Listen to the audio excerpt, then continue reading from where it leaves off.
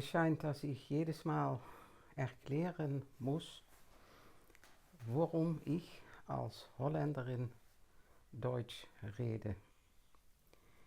Ja, das kann ich natürlich nicht jedes Mal tun. Und ich weiß nur zu gut, dass ich eine Holländerin bin, die Deutsch versucht zu sprechen. Aber ich mache es weiter so, weil ich viele deutsch sprechende Freunde habe, die im Verlauf der Jahren mehr oder weniger mit mir mit auf den Weg gegangen sind. Und wenn ich wirklich über Anthroposophie rede, wie ich das in diese Videos mache, dann spreche ich Deutsch. Und ganz schlecht ist es natürlich auch nicht, mein Deutsch. Wir machen weiter mit der Ausführungen von Rudolf Steiner in seinem Buch Theosophie über Reinkarnation und Karma. Und eine große Frage ist immer, wenn man zum Beispiel unterscheiden möchte, ob bestimmte Anlagen aus der Erblichkeit kommen oder aus der Individualität, dann ist eine große Frage, wie mache ich das? Und in dem nächsten Abschnitt gibt Rudolf Steiner dafür einige Erklärungen. Und er geht dann aus von demjenigen, was wir die Seele nennen, die das Bindeglied ist zwischen Geist und Leib. Und nun ist es natürlich so, dass diese Seele nach unten gleichsam eine Verbindung mit dem Leib hat. Also sie ist nicht wie ein Ball oder so etwas oder eine Kugel zwischen Geist und Leib eingeschaltet, sondern sie streckt sich auch bis in das Leibliche hinein aus. Nach unten streckt sie sich aus in dasjenige, was wir den Astralleib nennen. Wir stellen uns mal vor, der Mensch, der einen Leib hat, der hat auch einen Ätherleib. Dieser Ätherleib durchlebt den physischen Leib. Aber wir haben auch noch einen Astralleib. Und das ist nicht die Seele. Der Astralleib ist, Rudolf Steiner nennt es hier, der flüchtigste Teil des Leibes, ist also seelenverwandt, aber die Seele streckt sich mit ihrer unterste, und da muss man das nicht moralisch deuten, seine unterste Teile, das ist die Empfindungsseele, bis in den astralischen Leib aus. Und man kann das eigentlich nur wirksam werden lassen in sich selbst, wenn man es sich wirklich versucht in einem Bild vorzustellen. Leib, Ätherleib, Astralleib, und dieser Astralleib ist dann durch das Seelische, das Empfindungsseele ist, ja durchzogen, durchwoben. Nun ist der Astralleib mehr oder weniger noch erblich und familial bedingt. Also wir haben es da mit etwas Seelenartiges zu tun, was trotzdem es seelenartig ist, doch aus der Erblichkeit hervorkommt. Aus der Erblichkeit, aber auch aus dem Umfeld, waarin man geboren wird. Nation, Volk, Schule und so weiter. Goethe sagt die bekannte Worte: Vom Vater habe ich die Statur des Lebens ernstes Führen, von Mütterchen die Frohnatur, die Kunst zu fabulieren. Es ist doch deutlich, dass das seelische Eigenschaften sind, des Lebens ernste Führen und dass die Kunst zu fabulieren, die Frohnatur, das sind ätherisch-astrale Eigenschaften, die aus der Familie gekommen sind. Und ja, sein eigentliches Genie ist das natürlich nicht, aber es ist eine Grundlage dafür. Und wenn man dann ganz hoch schaut, da haben wir als höchste Glied der Seele die Bewusstseinsseele. Und wir sind jetzt in der Zeit angelangt, wo wir diese Bewusstseinsseele wirklich ausbilden. Und diese Bewusstseinsseele hat in sich die Sehnsucht, das Denken, Fühlen und Wollen der Seele so auszubilden, dass diese drei Kräfte, diese drei Wirksamkeiten, dass diese sich betätigen im Gebiet der Wahrheit, der Schönheit und der Güte. Das ist Bewusstseinsseele. Die Bewusstseinsseele kann auch ganz herunterfallen und nur mit sich selbst beschäftigt sein.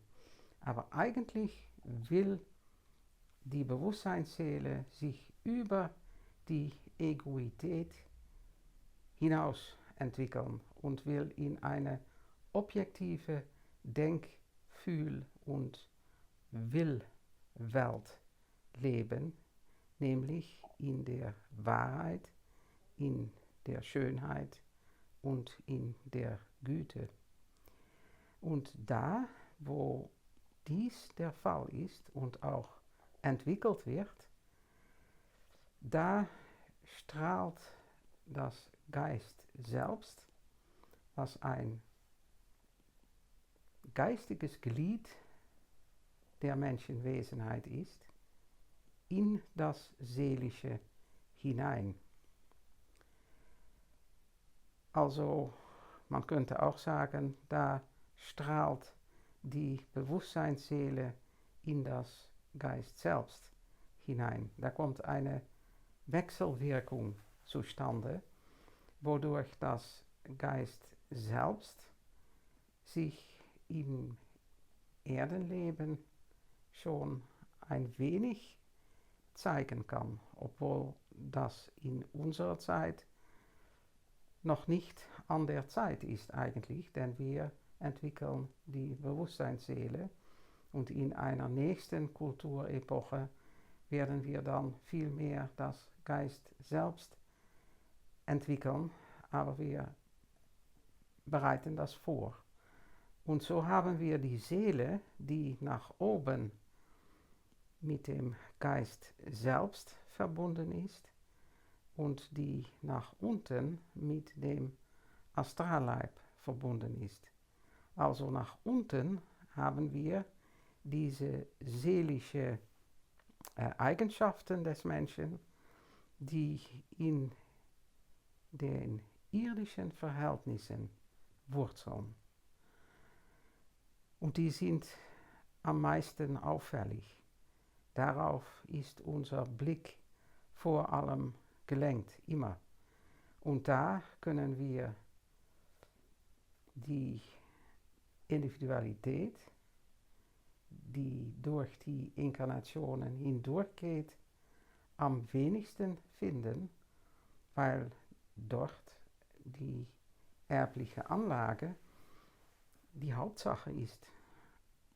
Und das sagt natürlich schon etwas über die Individualität, dass diese sich eine solche erbliche Anlage wählt, worin sie sich verkörpern will.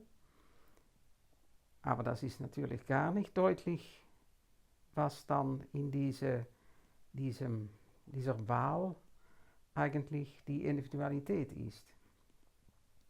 Will man also die Individualität mehr oder weniger rein finden, dann kann man nicht in dem Gebiet bleiben, wo die Statur und das Führen des Lebens und das Temperament und die seelische erbliche Eigenschaften leben, da kann man das nicht finden, denn das sind Äußerungen zwar der Individualität, aber es ist nicht die Individualität selbst, die man da sieht.